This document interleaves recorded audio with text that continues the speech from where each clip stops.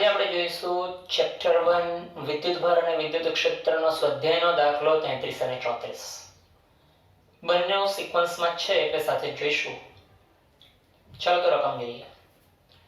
Question આપણને કંઈક આ પ્રકાર આપ્યો કે કોઈક m દળનો કણ છે જેનો વીજભાર -q છે અને એને સમક્ષિતિજ દિશામાં અથવા તો x અક્ષની દિશામાં vx જેટલા વેગથી બે પ્લેટની વચ્ચે છોડવામાં આવે છે.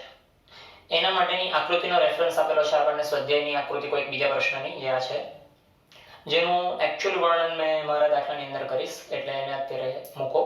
પણ હા, અહીંયા જે વાત થાય છે તે બે પ્લેટ્સ છે જેની લેન્થ એકચ્યુઅલી L જેટલી લંબાઈની આપેલી છે અને એ બે પ્લેટને સમાંતર નાખવાનો છે vx વેગથી એક કણ અને આ પ્લેટના કોઈ દૂરના છે તેનું શિરોલંબ વિચલન શોધવા કીધું છે અથવા તો સાબિત કરવા કીધું છે.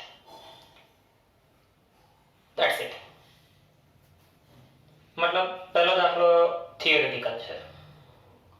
તો ચાલો એનું પહેલા આકૃતિ વર્ણન કરી લઈએ. તો આકૃતિ વર્ણનમાં સૌપ્રથમ પ્લેટ ડ્રોઈંગ કરી. એ પ્લેટની લંબાઈ L છે, બરાબર છે. આ બંને પ્લેટને સમાન વિદ્યુત ભારિત કરેલી છે એટલે એનો મતલબ કે એક બાજુ મેં પ્લસ વીજભાર મૂકું તો બીજી બાજુ માઇનસ. એટલે વિદ્યુત ક્ષેત્રની દિશા આપણે નક્કી કરવી હોય તો ધનમાંથી નીકળે અને ઋણમાં જાય તો એ પ્રમાણે તમે બતાવી શકો કે ભાઈ નીચે તરફની દિશા છે. બરાબર છે? બરાબર.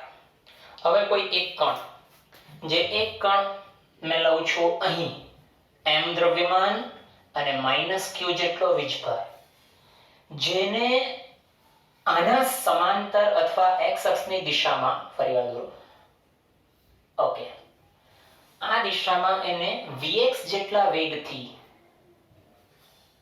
છોડવામાં આવે તો આ પ્લેટના કોઈ દૂરના છેડે વિચલન શોધો. હવે આ વિચલન વર્ડને સમજાવવા માટે મારે પહેલા તમને 11 વિજ્ઞાન પ્રવાહમાં લઈ જવા પડે. થોડુંક બેઝિક એકવાર જોઈએ. તો એવું ધારીને ચાલો કે કોઈ આ એક ટેકરી કે બિલ્ડિંગ કે કંઈક બી છે, તેના પર એક બાળક ઊભો રહીને એક દડાને અથવા પથ્થરને સમક્ષિતિજ દિશામાં ફેંકે છે vx જેટલા વેગથી, અને આ ફ્લોર છે, જમીન. તો તમને આઈડિયા તો આવી ગઈ હશે કે સર અહીંયા વાત કરવાના કંઈક પ્રક્ષિપ્ત ગતિની. હા, according to your old knowledge from 11th science મેં અહીંયા થોડુંક એને રિફાઇન કરું છું, જસ્ટ કન્સેપ્ટ ક્લિયર કરાવું છું પાછા, કારણ કે ઘણા ભૂલી ગયા હશે. તો આ પથ્થર જે છે એ ભલે સીધી દિશામાં ફેંકેલો છે પણ એ સીધો નહીં જાય, પણ ગુરુત્વ પ્રવેગની અસર હેઠળ એ નીચે તરફ ખેંચાશે અને એની બે પ્રકારની ગતિ થશે. એક થશે સમક્ષિતિજ ગતિ અને એક થશે શિરોલંબ ગતિ, અને આનું કોમ્બિનેશન પ્રક્ષિપ્ત ગતિ. એટલે પ્રક્ષિપ્ત ગતિને જો ઓબ્ઝર્વ કરું મેં, આમ દડો નીચે પડશે અને એને કાપેલું સમક્ષિતિજ અંતરને જો હું x ધારું તો એનું શિરોલંબ લંબ અંતર એને મેં y ધારું. ક્લિયર?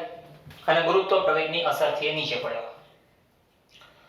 તો જ્યારે ગતિ કરે છે ત્યારે એના બે ઘટકો પડે છે. એક પડે છે એનો સમક્ષિતિજ ઘટક vx અને એક પડે છે એનો શિરોલંબ વેગ ઘટક vy. આ બધું આપણું જૂનું કોમન છે પણ યાદ કરાવવું જરૂરી છે. અહીંયા એ જ વસ્તુ આવવાની છે. હજુ આગળ વધીએ તો આપણે આ શિરોલંબ અંતર કઈ રીતે શોધતા હતા? તો શિરોલંબ અંતર કાપવા માટે પદાર્થે પ્રવેગી ગતિ કરવી પડી. એટલે એ પ્રવેગી ગતિના આપણા 3 અચળ પ્રવેગી ગતિ સમીકરણ આપણે યાદ કરવા પડે. ગુરુત્વ પ્રવેગના સંદર્ભે જે 3 હતા v બરાબર v0 વત્તા gt પહેલું g પ્લસ રાખ્યો કારણ કે નીચેની ગતિ છે. બીજું હતું ડિસ્ટન્સ બરાબર v0t પ્લસ 1/2 gt સ્ક્વેર, પણ અત્યારે આપણે y ધરેલું છે એટલે તમે y લખી શકો. બરાબર. ને ત્રીજું છેલ્લું હતું v square minus v0 square બરાબર ટ્વાઇસ gd. યાદ કરાવતો જો ખાલી, હા, બધું અહીંયા જ રોજ છે એટલે. તો અંતિમ વેગ કોને કહેતા હતા? v. એને કહેતા હતા આપણે અહીંયા જ્યારે પડે ત્યારે. હવે ઈ કોને ખબર? તો ઘણા બધા મૂંઝવણમાં છે કે કયો દાખલો ચાલતો છે ને કઈ બાજુ કામ ચાલતું છે. તો બતાવું જરા પહેલા અહીંયા જોઈ લો તો કદાચ રિલેશન આપશું. તો અહીં મારો કણ જેવો એન્ટર થવાનો વિદ્યુત ક્ષેત્રમાં, એટલે આ વિદ્યુત ક્ષેત્રને કારણે એના પર બળ લાગવાનું. કારણ કે ઉપર ધન પ્લેટ, નીચે ઋણ પ્લેટ, એટલે એક આકર્ષણ કરવાની, એક અપાકર્ષણ કરવાની. અને એકોર્ડિંગ ટુ ધેટ આ જેવો એન્ટ્રી લેશે આની અંદર, એટલે એની ગતિ પ્રક્ષિપ્ત ગતિ બનવાની, ખેંચાવાની. બરાબર. તો આ વાત સમજવા પહેલા પેલું સમજીએ. તો એનો મતલબ એવો હતો કે અંતિમ વેગ, તો આ કણ જ્યારે અહીં અથડાશે કે કોઈ વચ્ચેના કોઈ બીજા રસ્તા ઉપર ગમે ત્યાં હશે, ત્યાં એનું અંતર જે ખરું, જેને કહેવાય આ થી આ y, આ વિચલન, આ જ શોધવા કીધું. તો હવે એ ખબર નથી કારણ કે સમયની ચર્ચા નથી કરી. સમયની ચર્ચા નથી કરી એટલે પોઈન્ટ આપણો કઈ જગ્યા ઉપર છે તે અંદાજો નથી, એટલે પ્રક્ષિપ્ત પહેલા કન્સેપ્ટ લેવો પડે. તો અંતિમ વેગ વિશે તો માહિતી છે જ નહીં, એટલે ઓટોમેટિકલી આપણા આ બે સમીકરણ કેન્સલ. એટલે આપણે એક જ સમીકરણનો ઉપયોગ કરી શકીએ. બરાબર. તો ચાલુ કરી દઈએ કારણ કે શોધવાનું એમ પણ વાય છે. અહીં કણ પ્રવેગી ગતિ કરશે.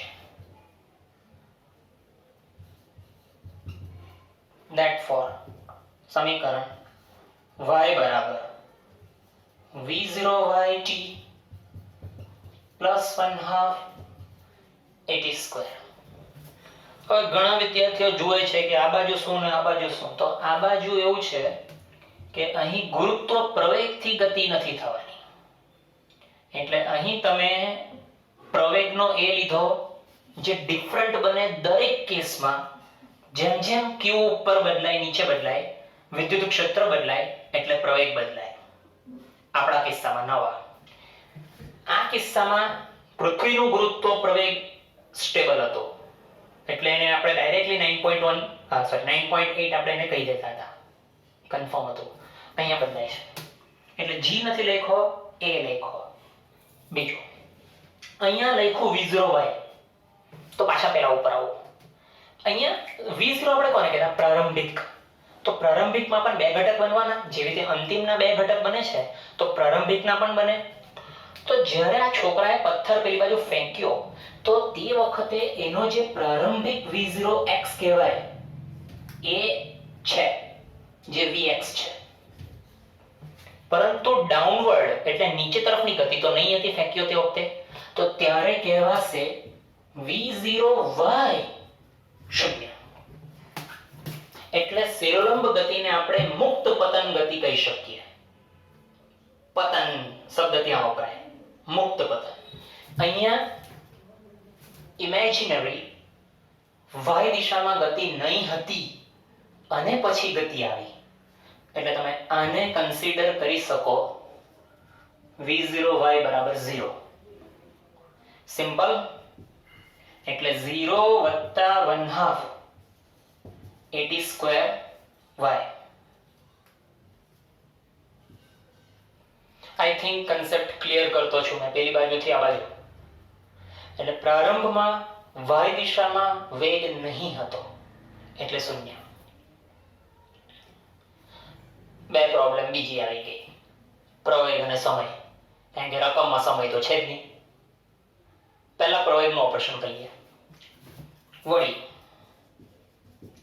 પ્રવેગ જે છે તેના માટે આપણે ન્યૂટનનો ગતિનો બીજો નિયમ વાપરીએ, second law of Newton, F = ma, અને a ને કરતા બનાવીએ તો F ના છેદમાં m. પરફેક્ટ. એન્ડ અહીંયા વિદ્યુત ક્ષેત્ર એક્ટિવેટ છે, એટલે વિદ્યુત ક્ષેત્રને કારણેનું બળ F = q × E. હવે આ થિયરી છે. વિદ્યુત ક્ષેત્રની વ્યાખ્યા અનુસાર એકમ વિદ્યુત ભાર દીઠ અનુભવાતા બળને વિદ્યુત ક્ષેત્ર કહીશું. વ્યાખ્યા પરથી F = q × E. આને રિપ્લેસમેન્ટ કરો તો એનું રિપ્લેસમેન્ટ થયું q × E / m. પરંતુ આપણો વીજભાર અહીં માઈનસમાં એવું કીધેલું છે, એટલે ચિહ્ન આપી દઈએ માઈનસ. તો કે આ તું પ્રવેગ, એ પ્રવેગને સમીકરણ 1 માં મૂકીએ. 1 પરથી એને સમીકરણ 1 માં રિપ્લેસ કરો એટલે y બરાબર 1/2, શૂન્ય તો ગયો, 80, એની જગ્યાએ -q × E / m. ચાલો t². હવે આ t નું ઓપરેશન કરીએ. બે પ્રોબ્લેમ હતી, પ્રવેગ પતી ગયું કામ. પહેલી બાજુ સમય, તો સમય માટે આપણે એવું કહી શકીએ સમક્ષિતિજ ગતિ માટે vx અચળ. ધ્યાન રાખજો, પ્રક્ષિપ્ત ગતિમાં બે ગતિ હતી, સમક્ષિતિજ ગતિ અચળ, સિરલંબ ગતિ અચળ પ્રવેગી. બરાબર? તો આ જો અચળ છે તો વેગ બરાબર અંતર છેદમાં સમય કહેવાય. અંતર છેદમાં સમય, અને સમયને જો મેં કરતા બનાવું તો અંતર છેદમાં વેગ કહેવાય. ક્લિયર? તો આ જે છે અંતર, એ પેલો પથ્થર જે નીચે જમીન પર પડવાનો તે આપણે જે લીધો ને, તો આજે આપણો કણ ટ્રાવેલિંગ કરવાનો, તો મેક્સિમમ ટ્રાવેલિંગ l જેટલું કરવાનું, તો આપણું અંતર x બરાબર l થવાનું. તો મેં કિંમત મૂકું છું 1/2 - q × E / m, અને અહીંયા અંતર વેગ નો વર્ગ, અંતરને l લઈ લઈએ, x બરાબર l, y બરાબર માઈનસ નું ચિહ્ન q e l² છેદમાં ટ્વાઇસ m vx નો વર્ગ. હવે આ માઈનસ નું ચિહ્ન અવગણું છું, અહીંયાથી જ મેં હવે મૂલ્ય લઉં છું, કેમ કે અંતર આપણું માઈનસમાં નહીં આવે. કન્ફર્મ છે? બરાબર? પણ જો સદિશ સ્વરૂપ લઈને ચાલવું હોય તો અહીંયા એના ધ્યાનથી જોજો, બહુ જ ઇન્ટેલિજન્ટલી. ઈ ની દિશા નીચે હતી તો એની ઋણ દિશા એટલે કે ઉપરની દિશામાં y.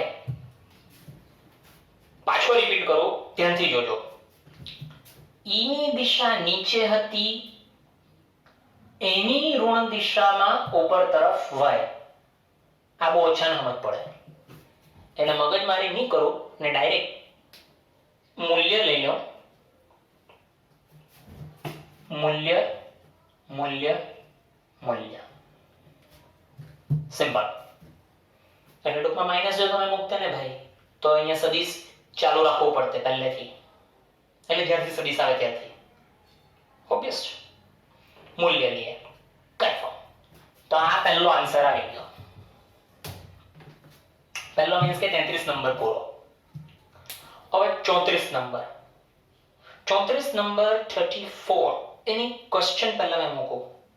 તો ક્વેશ્ચનની અંદર આપણને આના ડેટા આપી દીધા. શું ડેટા આપી દીધા? તો કેવું કીધું કે ક્યુ જે છે તેની જગ્યાએ ઇલેક્ટ્રોન લઈ લો. એટલે મેં અહીં કરીને ડેટા લખવાનું ચાલુ કરી દઉં છું. અહીં ક્યુ જે છે એને તમે ઈ લઈ લો, એટલે કે 1.6 × 10⁻⁻19 કુલમ લઈ લો. પછી તમને વિદ્યુત ક્ષેત્રનો ડેટા પણ આપી દીધો. તો E બરાબર 9.1 × 10⁻² કંઈક 2 કે સમથિંગ છે, હા 2 જ ન્યૂટન પર કુલમ ઇનવર્સ. પછી તમને દ્રવ્યમાન જે માસ ઓફ ઇલેક્ટ્રોન તમે કહેશો તો એ છે 9.1 × 10⁻31 ઇન કિલોગ્રામ. બીજું તમને કીધું કે સ્થાનાંતર y જે 0.5 જેટલું સેન્ટીમીટરમાં થશે, એટલે ડેટા આપી દીધો y બરાબર 0.5 સેન્ટીમીટરમાં. અને અહીંયા vx એટલે કે વેગ એ તમને આપેલો 2 × 10⁻6 મીટર પર સેકન્ડ. બીજો કોઈ ડેટા તો કે 1 2 અપાઈ ગયું. l શોધવાનો છે, હા l ક્વેશ્ચન માર્ક. તો બાકીની બધી વસ્તુ તો આપી દીધી. એટલે તમે અહીં l² ને કરતા બનાવો. l² બરાબર તો ટ્વાઇસ ઉપર m vx નો વર્ગ નીચે q × e. ચાલો અહીંયાથી મેં તમારા માટે લીવ કરું છું. આ છે માસ ઓફ ઇલેક્ટ્રોન. હા ઓકે, ટૂંકમાં ડેટા મૂકો, રૂટ તમને આવડે કરી દેજો. બરાબર, સિમ્પલ. મારો થોડો ટાઈમ એકચ્યુઅલી પ્રક્ષેપમાં વધારે ગયો. જરૂરી હતું, ખોટું નહીં, જરૂરી હતું. હવે આની અંદર એટલું ટ્વિસ્ટ બનાવી શકાય ને યાર. તમને તો ખબર જ છે મેં કેવું ટ્વિસ્ટ મારું છો નહીં. બસ તો જોઈ લઈએ અને કન્ફર્મ પતાવી દો. નેક્સ્ટ ટાઈમ મળીએ.